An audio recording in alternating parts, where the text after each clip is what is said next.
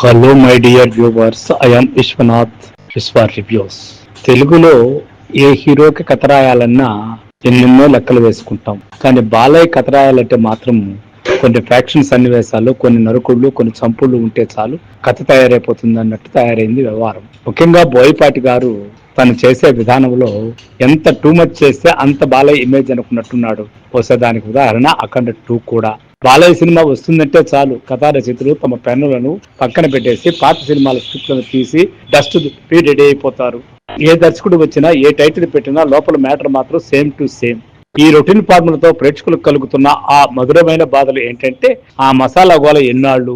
Cinema మొదలవగానే ఎవరో ఒకరు item song తో ప్రత్యక్షమవుతారు. కథతో సంబంధం ఉన్నా లేకపోయినా బాలయ్య తనకంటే సగం వయసున్న హీరోయిన్లతో స్టెప్పులు వేయడం చూసి ఇది ఎప్పుడు మారుతుందో అని ఆడియన్స్ కళ్ళు మూసుకోవాల్సి వస్తోంది. స్పీచ్లంటే భయం, క్లాసులంటూ వణుకు. సినిమాలో కామెడీ పండకపోయినా పర్లేదు కానీ బాలయ్య ఇచ్చే హితబోధలు మాత్రం తప్పవు. మైకు దొరికితే చాలు వంశము, పౌరుషము, ధర్మం అంటూ గంట తరబడి స్పీచ్లు ఇచ్చి ఇవి వింటుంటే ప్రేక్షకుడికి సినిమా చూస్తున్నామా లేక ఏదైనా రాజకీయ సభలో కూర్చున్నామా అనే డౌట్ రావడం గ్యారంటీ. ఆ ఢిల్లీ డైలాగుల బాధ వర్ణాతీతం. ఢిల్లీ మాకు బెదిరుద్ది, గల్లీ మాకు అభివృద్ధి, ఈ టైపు డైలాగులు విని విని ప్రేక్షకుల చెవులు తుప్పు పట్టేస్తున్నాయి. ఏ సినిమాలో చూసినా అదే ఇంటోవేషన్, అదే లెవెల్ బాడీ లాంగ్వేజ్. వీళ్ళకి భయం వేస్తుందో లేదో తెలియదు కానీ సీట్లో కూర్చున్న ప్రేక్షకుడికి మాత్రం ఇంకెన్నిసార్లు ఇదే డైలాగ్ వినాలరా దేవుడా అనే భయం వేస్తుంది.